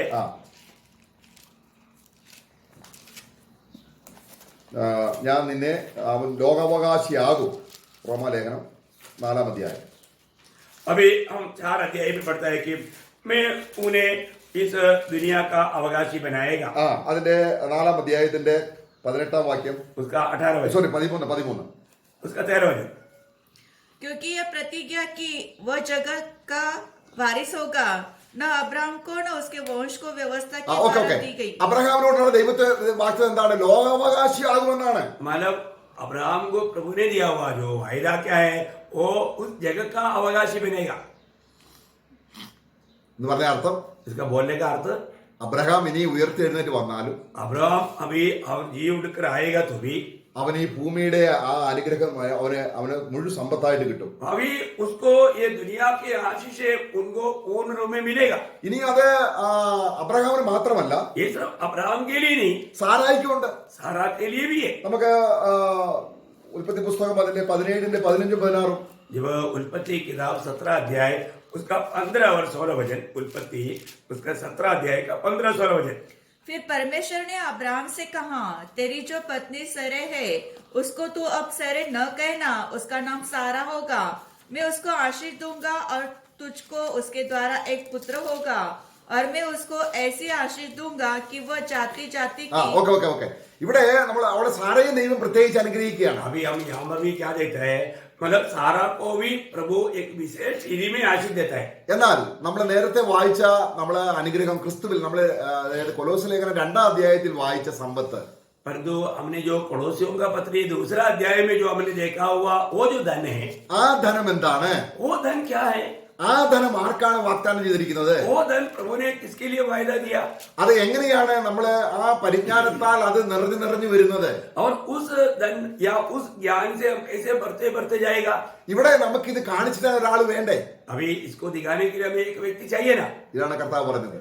यही बात को प्रभु ने कहा, ഞാൻ പരിശുദ്ധാത്മാവിനെ അയക്കും, मैं पवित्र आत्मा को भेजूंगा. ലോകത്തിലുള്ളവർക്ക് അത് ലഭിക്കത്തില്ല. परंतु दुनिया के लोगों को ओम प्राप्त नहीं होगा, എനിക്കുള്ളത് അവൻ എടുത്ത് കാണിച്ചു തരുന്നത് കൊണ്ട് क्योंकि जो मेरा है उसमें से तुम्हें वो उड़ा करके दिखाएगा, इसलिए അവൻ എന്നെ മഹത്വപ്പെടുത്തും. वो मेरा महिमा करेगा. അപ്പൊ യേശു ആരാണെന്ന് അറിയണമെങ്കിൽ ഈ ധനം എന്താണെന്ന് അറിയണം. यो प्रभु यीशु मसीह कौन है करके जानना है तो ये धन क्या है करके हमें जानना चाहिए. ഇവിടെ നമ്മള് കർത്താവിന്റെ ഈ ധനത്തെ കാണാനാണ് നമ്മളെ പരിശുദ്ധാത്മാവിനെ നമുക്ക് തന്നിരിക്കുന്നത്. प्रियो, वो धन को देखने के लिए प्रभु ने हमें अपने आत्मा को, पवित्र आत्मा को दिया है. നമ്മൾ നേരത്തെ കണ്ടു, അത് ഒരു തൽക്കാലം നെബൂഖദ്നേസറിന് ഇതെല്ലാം കൊടുത്തെങ്കിലും ഒരു മോമെന്ററി, ഒരു അല്പകാലത്തേക്കായിരുന്നു. हमने देखा ये जो दुनिया की आशीष, दुनिया के धन नबूकदनेस्सर को जब प्रभु ने दिया था, पर वो थोड़ी समय के लिए था, थोड़ी समय के बाद में उसके पास नहीं रहा. എന്നാൽ നമുക്ക് ദൈവം തരുന്നത്, परंतु जो नया नियम की मंडली कलीसिया को जो प्रभु देता है वो धन, നമുക്കത് എഫേസ്യ ലേഖനത്തിൽ നമ്മൾ വായിക്കുകയാണ്. जब हम एफेसियों का पत्री में हम पढ़ता है, എഫേസ്യ ലേഖനം അതിന്റെ 4-ാം അധ്യായം, एफेसियों का पत्री उसका 4 अध्याय, അത് മർമ്മമാണെന്നും और वो एक भेद है, അത് പഴയ നിയമത്തിലെ വിശുദ്ധന്മാർക്ക് വെളിപ്പെടുത്തിയില്ല എന്നുമാണ്. वो पुराना नियम की भक्तों को ये बात प्रकट नहीं किया करके लिखा. അതായത് എനിക്ക് ലഭിച്ച ദൈവകൃപയുടെ വ്യവസ്ഥയെ കുറിച്ച് അദ്ദേഹം പറയും, ഞാൻ ഒരു മർമ്മം എനിക്ക് അറിയായി വന്നു. मतलब मुझे एक भेद की बात प्रकट हुआ. അതിന് എന്നിട്ട് അതിന്റെ 4-ാം വാക്യം, उसका 4 वचन, 4 का 4, एक ही देह नहीं है 3 का 4, 3 का 4, 3 का 4, जिससे तुम पढ़कर जान सकते हो कि मैं मसीह का वह भेद कहाँ तक समझता हूँ। ആ എന്നിട്ട് അടുത്ത വാക്യം വായിക്കുകയാണ്. 5 दिन में जो अन्य समय में मनुष्य की संतानों को ऐसा नहीं बताया गया था, जैसा कि आत्मा के द्वारा अब उसके पवित्र प्रेरित और भविष्य वक्तों को प्रकट किया गया है। ആ ഇവിടെ അപ്പോസ്തലന്മാർക്കും പ്രവാചകന്മാർക്കും ആത്മാവിൽ വെളിപ്പെട്ടതുപോലെ നേരത്തെ വെളിപ്പെട്ടില്ല. परंतु यहाँ पर हम क्या देखता है, प्रेरितों और भविष्यवक्ताओं को आत्मा में जो प्रकट हुआ वैसा पहले कभी प्रकट नहीं हुआ। ആ എന്നിട്ട് അതെന്താണ്? और वो क्या है? അപ്പോൾ ജാതികൾക്ക് ഈ സുവിശേഷം എന്ന് പറഞ്ഞാൽ ഈ ധനം സൗജന്യമായി അധ്വാനം കൂടാതെ ലഭിക്കുന്നതാണ് നല്ല വർത്തമാനം. प्रियो, ये जो सुसमाचार क्या है कि ये जो सबसे बड़ा अच्छा धन को इस प्रकार सुवार्ता के द्वारा जो मिलता है, खास करके ये जातियों के लिए जो फायदा है वो उनको मिलता है, वो है सच्चा सबसे बड़ा धन। നമുക്കറിയാം പിന്നെ മോശയും അതുപോലെ അഹരോനും മിസ്രൈമിൽ ചെന്ന് അടിമത്തത്തിലായിരുന്ന ജനത്തോട് പ്രസംഗിച്ചത് നല്ല സദ്വർത്തമാന ഗുഡ് ന്യൂസ് ആണ്, സുവിശേഷമാണ്. जब हम जानते हैं कि मतलब मोशे और अहरोन मतलब गुलामी में रहने वाला इसराइल लोगों को जाकर के जो सुनाया वो उन्होंने अच्छा समाचार सुनाया। അവർ എന്താ പ്രസംഗിച്ചത്? उन्होंने क्या प्रचार किया? നിങ്ങൾ കുഴിക്കാത്ത കിണർ നിങ്ങൾക്ക് കിട്ടും, तुम लोग जो नहीं खोदा ऐसा कुआं तुझे मिलेगा, നിങ്ങൾ പണിയാത്ത വീട് നിങ്ങൾക്ക് കിട്ടും, तुम लोग जो नहीं बनाया ऐसा घर तुझे मिलेगा, നിങ്ങൾ നടാത്ത മുന്തിരിത്തോട്ടം നിങ്ങൾക്ക് കിട്ടും. और जो तूने नहीं लगाया ऐसा तुमको मतलब बगीचा मतलब अंगूर का बगीचा मिलेगा। ഇതൊന്നും അവർക്ക് മിസ്രൈം ദേശത്തില്ല. ये कुछ भी बात उनको मिस्र में नहीं है, എന്നാൽ അവർക്കത് കേട്ടപ്പോൾ എന്താണ്? पर ये सुनने के बाद में उनको कैसे लगा? അവിടെ നോക്കുക, അവിടെ അവന് എബ്രായ ലേഖനം അതിന് 4-ാം അധ്യായത്തിൽ നമ്മൾ വായിക്കുകയാണ്. इब्रानियों का पत्री 4 अध्याय में जब हम पढ़ता है, അവിടെ ഇതൊക്കെയും അവർക്ക് അവരെ പോലെ നാം ഒരു സദ്വർത്തമാനം കേട്ടു. अब उनके जैसा हमने भी एक सुसमाचार सुना, सत्वार्ता सुना। വേണമെങ്കിൽ നമുക്ക് അത് ആവർത്തന പുസ്തകം 12:9 വായിക്കാം. അത് ഒന്നുകൂടെ വായിക്കാം. അത് ശരിക്കും അവർ കേട്ട കാര്യത്തെ കുറിച്ച്. ആവർത്തനം 9:12. व्यवस्था विवरण उसका 12 अध्याय का 9 वचन में चाहे तो हम उसको पढ़ेंगे। व्यवस्था विवरण 12 अध्याय का 9 वचन, जो उन्होंने सुना हुआ जो वार्ता है सुवार्ता।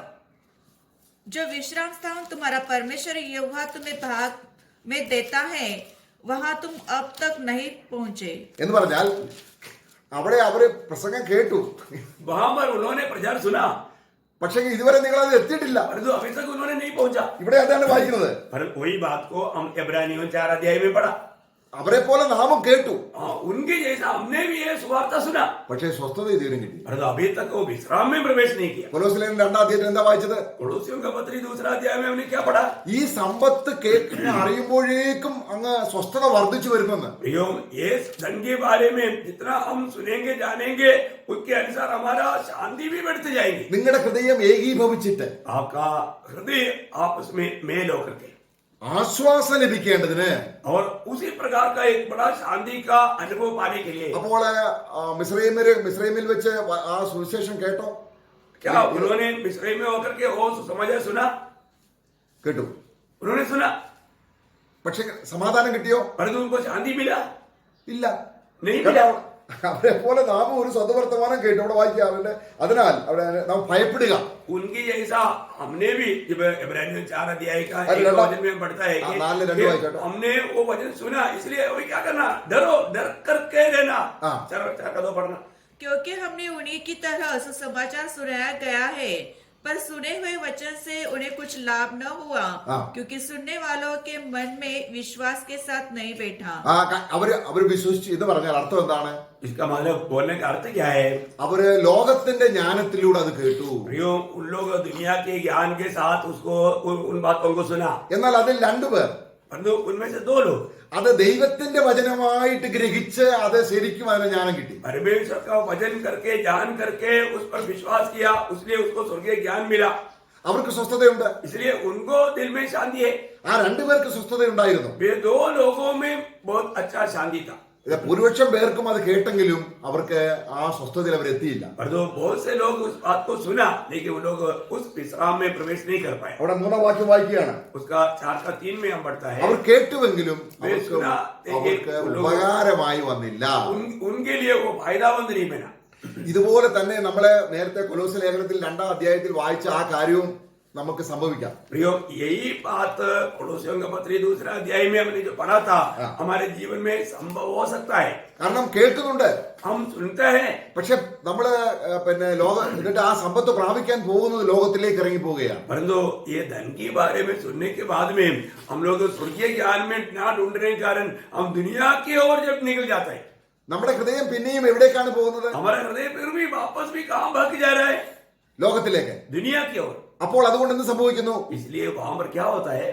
ഈ ലോകത്തിന്റെ ആ ചിന്തകള് ഭാരങ്ങൾ വന്നിട്ട് ഈ വചനത്തെ അല്ലെങ്കിൽ ഈ നല്ല ആ നിക്ഷേപത്തെ പുറത്താക്കി കളയുന്നു. प्रियो, इस प्रकार का दुनिया का ये विचार, ये मोह, ये इच्छा सब हमारे जीवन में आने के कारण क्या होता?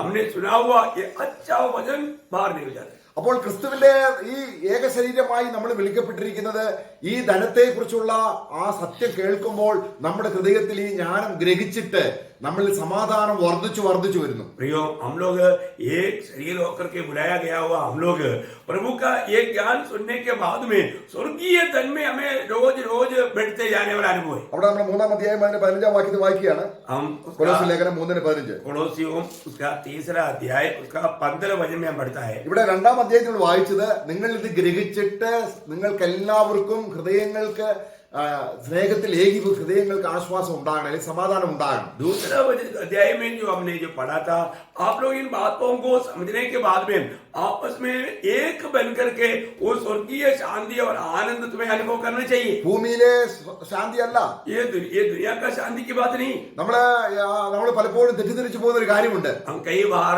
इस रीति में धोखा खाते हैं. അവിടെ നമ്മള് നമ്മൾ സങ്കീർത്തനം 73-ാം അധ്യായത്തിൽ വായിക്കുകയാണ്. जब 73 भजन संहिता में जब हम पढ़ता है 73 भजन संहिता में കുറച്ച് ഒരു ആൾക്കാർ ചോദിക്കുക, कुछ लोग पूछता है, ഈ ദൈവത്തിന് എന്താ, ഈ അത്യുന്നതനെന്തോ ജ്ഞാനമുണ്ടോ?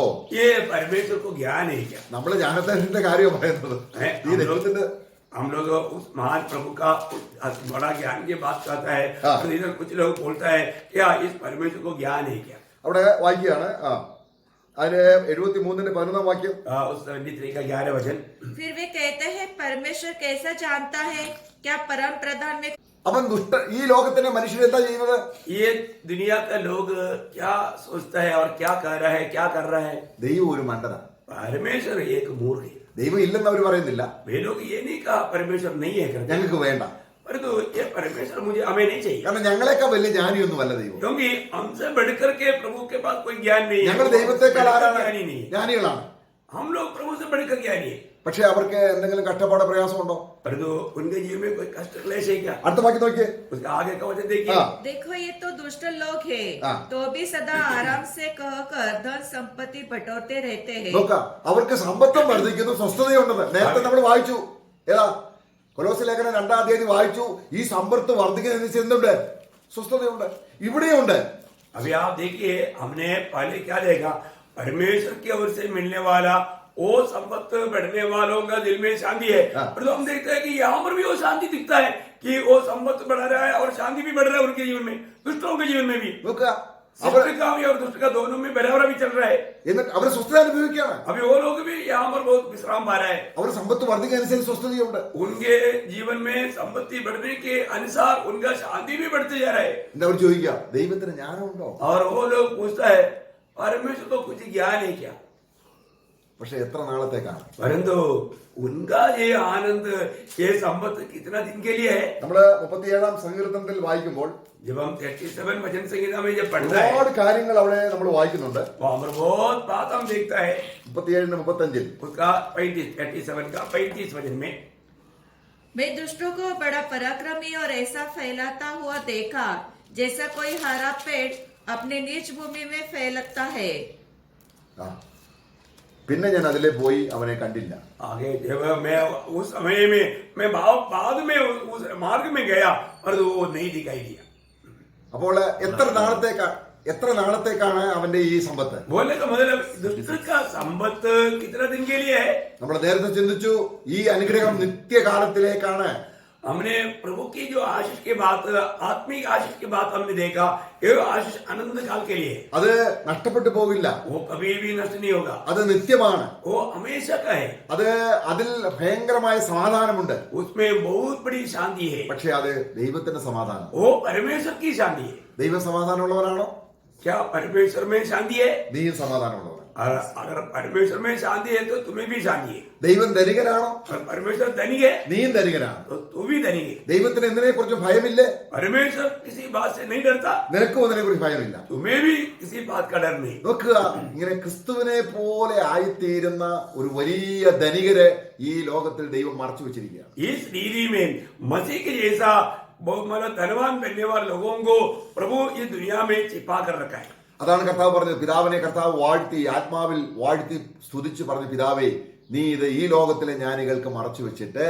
इसलिए प्रभु यीशु मसीह पिता को महिमा देते हुए कहा, हे पिता तूने इन बातों को दुनिया की ज्ञानियों से छिपा रखा ഇതിന്റെ പിന്നെ ആർക്ക് വെളിപ്പെടുത്തിയിരിക്കുന്നു? और किसको प्रकट किया? അത് എനിക്ക് വെളിപ്പെടുത്തിയെങ്കിൽ ഞാൻ വളരെ നന്ദിയോട് ദൈവത്തോട് ബന്ധപ്പെട്ടവനാണ്. ओ अगर प्रभु ने मुझको प्रकट करके दिया है तो मैं प्रभु से बहुत आभारी हूँ. ആ ദൈവത്തോട് വളരെ നന്ദി പറയാൻ കടപ്പെട്ടവരാണ്. प्रियो हम प्रभु को इतना आभारी दिल से धन्यवाद देने के लिए कर्जदार है. അതുകൊണ്ടാണ് നമ്മള് എക്ലീസിയാസ്റ്റിക്സ് 9:10 വായിക്കുന്നത്. इसलिए उपदेशक उसका 9:10 में बढ़ता है. ഈ ധനം കണ്ടിട്ടില്ലെങ്കിൽ, अगर ये धन को अगर नहीं देगा, ഇതിന് ദൈവം നിന്നെ വിളിച്ചിട്ടില്ലെങ്കിൽ, और इस धन के लिए आपने आपको प्रभु ने अगर नहीं बुलाया, ഈ കാര്യം ചെയ്യണം. ये काम करना. വായിക്കുക 9:10. उसका 9:10. जो काम तुझे मिले उसे अपनी शक्ति भर करना, क्योंकि अधोलोक में जहाँ तू जाने वाला है हाँ। न काम न युक्ति न ज्ञान न बुद्धि है. നോക്കുക, നീ ദൈവത്തിനായി ഈ ലോകത്തിന്റെ ജ്ഞാനമാണെങ്കിൽ നീ ചെയ്യുന്ന കാര്യമല്ല സാമർത്ഥ്യത്തോടെ ചെയ്യേ. अगर यहाँ पर आपको दुनिया का ज्ञान प्राप्त होकर के ये दुनिया मिलने के लिए अगर आप काम कर रहे हैं तो प्रभु का वचन कहता है जो भी तुम करता है अपने पूरा सामर्थ्य कर.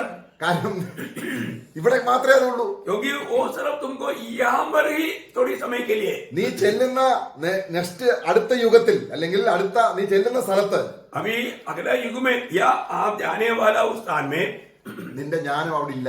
वहां पर तेरा ज्ञान का कोई उपयोग नहीं, वहां पर तेरा ज्ञान भी नहीं. നിനക്ക് സമ്പത്തില്ല. तुझे वहां पर कोई संपत्ति नहीं. കണ്ണുണ്ട്, आंख है പക്ഷെ കാണാൻ പറ്റുന്നില്ല. पर जो दिखता नहीं. ചെവിയുണ്ട്, कान है കേൾക്കാൻ പറ്റുന്നില്ല. पर जो सुन नहीं पाता. അവിടെ നീ പ്രാപിച്ച ജ്ഞാനമില്ല. वहां पर तूने प्राप्त किया हुआ ज्ञान नहीं. എന്നാൽ നമുക്കോ, पर जो हमें ഈ ജ്ഞാനം പ്രാപിച്ചവർക്കോ, ये सच्चा ज्ञान प्राप्त किया हुआ हमें, ഓ എത്ര ശ്രേഷ്ഠമാണ്. वो कितना अनोखा अनुभव है. കാരണം നമ്മള് അവിടെ പൗലോസ് പറയുകയാണ്, ഈ ശരീരം വിട്ട് എന്റെ കർത്താവിന്റെ അടുക്കിലേക്ക് പോകുന്ന അത്യുത്തമല്ലോ. अभी मैं ये शरीर छोड़ करके मेरा प्रभु के साथ रहना सबसे अच्छा है, अत्युत्तम है, उत्तम है, उत्तम से उत्तम. കാര്യം എന്താണ്? क्यों है? ഞാൻ പ്രാപിച്ച ഈ ധനം അതിൻ്റെതായിരിക്കുന്ന മഹത്വത്തോടെ ഞാൻ കാണാൻ പോവുകയാണ്. क्योंकि मैंने पाया हुआ ये धन मैं उसकी महिमा में देखने जा रहा हूँ. അത് നശിച്ചു പോകുന്നില്ല, वो कभी नाश नहीं होता, അത് നിത്യമാണ്. वो हमेशा का है.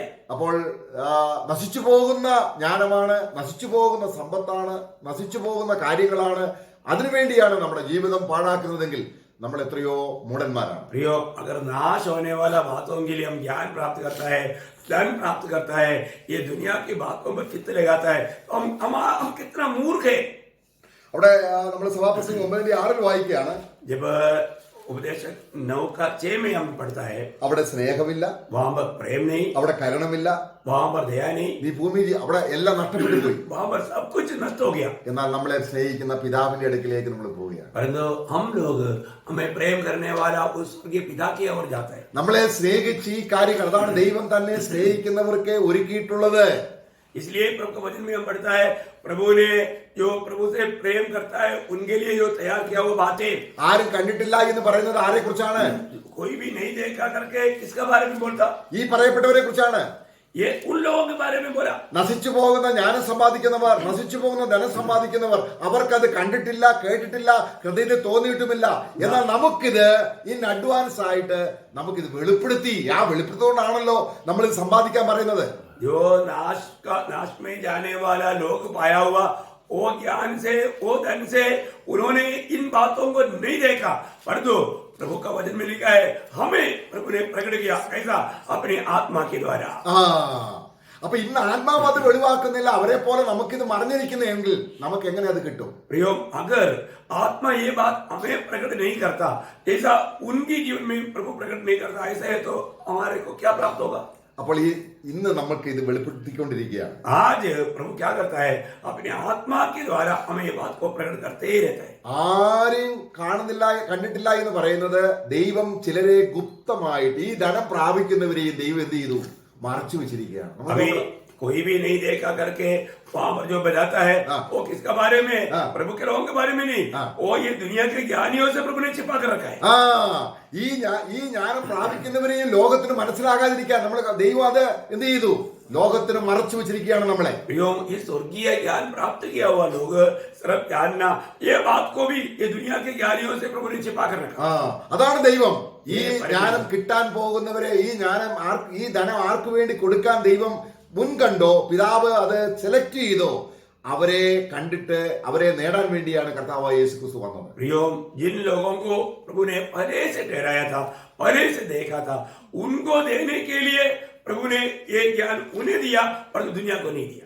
ഒരു ദിവസം ദൈവം നമ്മളെ വെളിപ്പെടുത്തും. परंतु ये सारे बात एक दिन प्रभु हमें पूर्ण रूप में प्रकट करेगा. നമ്മള് ആ വെളിപ്പെടുത്തുന്നത് വരെയും ആ കട്ടന്റെ ഉള്ളിൽ പതുങ്ങിയിരിക്കുക എന്നുള്ളതാണ്, മറഞ്ഞിരിക്കുക എന്നുള്ളതാണ് ജ്ഞാനം. अभी उस प्रकट होने तक उस पर्दे के पीछे छिपा रहना वो एक ज्ञान की बात है. അവിടെ നമ്മള് ഉത്തമഗീതത്തിൽ വായിക്കുന്നുണ്ട്, കടുന്തൂക്കിന്റെ മറവിലും പാറയുടെ പിളർപ്പിലും മറഞ്ഞിരിക്കുന്ന എന്റെ പ്രാവേ. जब हम श्रेष्ठ गीत में पढ़ता है कि तुम उस पत्थर की चट्टान की उस गुप्त स्थान में छिपे हुए मेरे कबूतरी.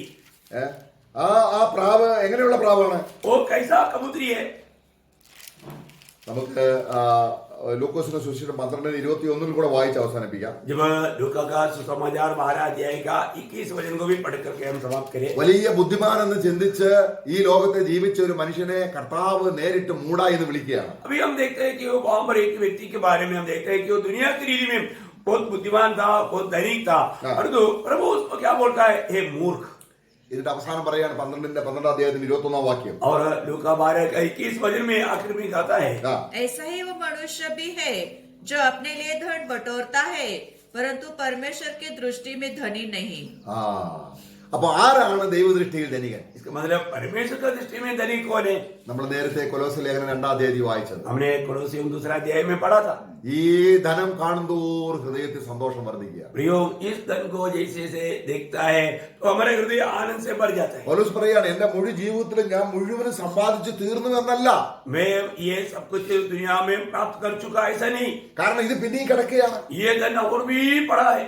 പൗലോസിന് പിന്നെയും ആയുസ്സുണ്ടായിരുന്നില്ല, അവൻ പിന്നെയും നേടുമായിരുന്നു. अगर पौलुस को और भी आयु मिलता तो और भी वो जीतता था. ലോകത്തിന്റെ പാഴായ കാര്യങ്ങൾക്ക് വേണ്ടി ഒരു മിനിറ്റ് പോലും ചെലവാക്കാത്ത ധനികനായ ഒരു മനുഷ്യനായിരുന്നു അദ്ദേഹം. मतलब दुनिया का नाशमान बातों के लिए एक क्षण भी नष्ट ना करते हुए अनंत काल का बातों को प्राप्त करने वाला एक महान धनिक व्यक्ति, ज्ञानी व्यक्ति था वो. നമ്മൾ യെശയ്യാവിന്റെ പുസ്തകം 45 അധ്യായത്തിൽ കണ്ടു, ഞാൻ നിന്നെ പേർ ചൊല്ലി വിളിച്ചിരിക്കുന്നു. जैसे हमने यशायाह 45 अध्याय में हमने पढ़ा था कि मैंने तुम्हें नाम लेकर पुकारा है. നീ അറിയാതിരുന്നപ്പോൾ തന്നെ ഞാൻ നിന്നെ വിളിച്ചിരിക്കുന്നു. जब तुम नहीं जानते थे उस समय में मैंने तुझे पुकारा. പക്ഷേ ആ ധനത്തെ ഇസ്രായേൽ നഷ്ടമാക്കി. परंतु प्रभु का उस धन को इसराइल ने नष्ट किया. അത് നമുക്കും നമ്മളെ സംബന്ധിച്ചും അങ്ങനെ തന്നെയാണ്. हमारे भी संबंध में ऐसा संभव है. നമ്മളെ ഓരോരുത്തരെയും പേര് ചൊല്ലി വിളിച്ചിരിക്കുക. प्रभु ने हमें नाम लेकर पुकारा है. നാം അറിയാതിരുന്നത് തന്നെയാണ്. കാരണം ലോകസ്ഥാപനത്തിന് മുൻപേയാണ് ദൈവം അത് നമ്മളെ സെലക്ട് ചെയ്തത്. हम नहीं जानते थे क्योंकि ये पुराण दुनिया की उत्पत्ति से पहले प्रभु ने किया है. നമ്മളെ തെരഞ്ഞെടുത്തതിലുള്ള ദൈവത്തിന്റെ ജ്ഞാനം ചിന്തിക്കുമ്പോൾ തന്നെ എത്രമാത്രം ദൈവത്തിന് നന്ദി പറയുവാൻ നമ്മൾ കടപ്പെട്ടവരാണ്. हमारा चुनौती के पीछे प्रभु का ज्ञान के बारे में अगर हम कहेगा तो प्रयोग को कितना हमारा बयान से भी बाहर की बात. നമ്മള് സങ്കീർത്തനം 73:11 ഉള്ളവരെ പോലെ ആകാതെ हम उस भजन संहिता 73:11 के अनुसार वो दुष्ट लोगों की भावना विचार के अनुसार ना होते हुए, ദൈവമേ നീ എത്ര ജ്ഞാനിയാണ്, प्रभु आप कितना ज्ञानी है, നീ സർവജ്ഞാനിയാണ്, आप सर्वज्ञानी നീ है, സർവശക്തനാണ്. आप सर्वशक्तिमान है. നമ്മൾ അവന്റെ മഹത്വം കണ്ടിട്ട് നമ്മൾ അവന്റെ കാൽക്കൽ വീഴുകയാണ്. प्रियो, हम प्रभु की महिमा देख करके उसकी पाद स्थान में गिरते हैं. എന്നിട്ട് നമ്മൾ അവനോട് പറയുകയാണ്, കർത്താവേ, और उसके बाद हम प्रभु से कहता है, കർത്താവേ, രാജ്യം നിന്റെയാണ്, प्रभु राज्य आपका है, ധനം നിന്റെയാണ്, धन आपका है, ശക്തി നിന്റെയാണ്, सामर्थ आपका है, ബലം നിന്റെയാണ്, बल आपका है, മഹത്വം നിനക്കാണ്. महिमा आपका है. ഓ, ഇത് കാണുന്തോറും ഇതിന്റെ ഉടമസ്ഥനെ എത്രത്തോളം നമ്മൾ ആകർഷകമായി കണ്ട് അവനെ കുറിച്ച് പറയാൻ നമ്മുടെ നാവ് ഒരു പേന പോലെ ആയി തീർന്നു. ये सारे बात देखने के बाद में उस महान प्रभु के बारे में वर्णन करने के लिए हमारे जीव लेखक का एक पेन का जैसा हमारा जीव बन जाता है. ക്രിസ്തുവിന്റെ സഭയിലുള്ളവരുടെ നാവിന്റെ കീഴെ പാലും തേനും ഉണ്ട്. प्रियो, मसीह मंडली की प्रभु की करीने में लोगों के जीव के नीचे क्या है? दूध और मधु है. അതുകൊണ്ട് നമുക്ക് നാം ആരാണെന്ന് നമ്മൾ ഗ്രഹിക്കുമ്പോൾ, इसलिए हम कौन है ये बात को अगर हम समझने से, ഈ ധനത്തിന്റെ മൂല്യതയെ കുറിച്ച് നമ്മൾ അറിയുമ്പോൾ, ये धन की महत्व को उसका मूल्य को हम जानने से, നമ്മൾ എത്രമാത്രം ദൈവത്തിന് വിലയേറിയവരാണ്. हम वास्तव में प्रभु की दृष्टि में कितना मूल्यवान है. നമ്മൾ 1 കൊരിന്ത്യർ അതിന്റെ 3-ാം അധ്യായത്തിൽ നമ്മൾ വായിക്കുന്നുണ്ട്. पहला कोरिन्थी 1 പത്രോസ് पहला पत्रोस में हम पढ़ता है, അവിടെ 1 പത്രോസ് 2-ാം അധ്യായം. पहला पत्रोस उसका दूसरा अध्याय, നമ്മളെ വിളിച്ചതിനെ കുറിച്ച് നമ്മൾ വായിക്കുമ്പോൾ उसका 9 वचन में हम पढ़ता है, ഞാൻ ശ്രേഷ്ഠവും മാന്യമായ ഒരു മൂലക്കല്ല് സിയോനിൽ ഇടുന്നു, അവരിൽ വിശ്വസിച്ച് ഓടിപ്പോവുകയില്ല. എന്നിട്ട് വായിക്കുകയാണ് അതിന്റെ 7-ാം വാക്യത്തിൽ, उसका 4 वचन से दूसरा अध्याय का 4 वचन और 7 वचन, 2:7 उसका 7 वचन, अतः तुम्हारे लिए जो विश्वास करते हो वह तो बहुमूल्य है, पर जो विश्वास नहीं करते उनके लिए जिस पत्थर को राज मिस्री ने निकम्मा ठहराया था, വിശ്വസിക്കുന്നവർക്ക് ക്രിസ്തു വിലയേറിയവനാണ്. मतलब जो विश्वास करता है उसके लिए प्रभु बहुत मूल्यवान है. നാം ക്രിസ്തുവിനെ വിലയേറിയവനായി കാണുന്തോറും നമ്മുടെ വില വർദ്ധിക്കുകയാണ്. प्रियो, हम मसीह को जितना मूल्यवान करके देखेंगे उतना हमारा मूल्य बढ़ जाता है. നാം ക്രിസ്തുവിനെ അത്ര ബഹുമാനിക്കാതെ കാണുന്തോറും നമ്മളെ നിന്ദിക്കുക, നമ്മളെ നിസ്സാരനായി കാണുന്തോറും നമ്മുടെ മൂല്യം കുറഞ്ഞു കുറഞ്ഞു പോവുകയാണ്. प्रियो, अगर हम प्रभु यीशु मसीह को अगर जितना जितना तुच्छ जानने लगता है हमारा मूल्य कम होते जाता है. നോക്കുക, നമ്മുടെ ത്വക്കിൽ ജീവനുള്ള കാലത്തോളം എന്റെ കർത്താവിന്റെ രക്തസാക്ഷിയായിട്ട് മരിക്കാൻ തയ്യാറാണെന്ന് അനേക വിശുദ്ധന്മാർ പറഞ്ഞത് ഈ മൂല്യതയെ കണ്ടുകൊണ്ടാണ്. प्रियो, हमारे जीवन में हमें एक बात को जानना है कि बहुत पवित्र लोगों ने जो प्रभु यीशु मसीह का मूल्य को देखा तो प्रभु के लिए मरने के लिए उन्होंने अपना घोषणा किया कि मैं प्रभु के लिए मरने के लिए तैयार हूं. क्यों बोला? क्योंकि उन्होंने प्रभु का मूल्य को जाना. ഇതാണ് സമ്പത്ത്. ये है सच्चा संबंध. ഈ സമ്പത്തിന്റെ മഹത്വം വർദ്ധിക്കുന്തോറും ഈ നമ്മുടെ ഉള്ളിൽ ഭയങ്കരമായ സമാധാനം വർദ്ധിക്കും. प्रियो, ये संबंध का सच्चा ज्ञान हमारे में बढ़ जाता है, उसके अनुसार हमारे अंदर भी वो धन बढ़ जाता है और महिमा भी बढ़ता है. ഇത് നിത്യമാണ്. ये हमेशा का है. സഭ എത്ര മഹത്വമുള്ളതാണ്. और मंडली कितना महत्वपूर्ण है. കർത്താവ് നമ്മളെ ഈ വചനങ്ങളാൽ അനുഗ്രഹിക്കട്ടെ. प्रभु इन वचनों के द्वारा हमें आशीष दे. Praise the Lord. प्रेस और प्रभु का अनुग्रह सबके साथ. ആമേൻ.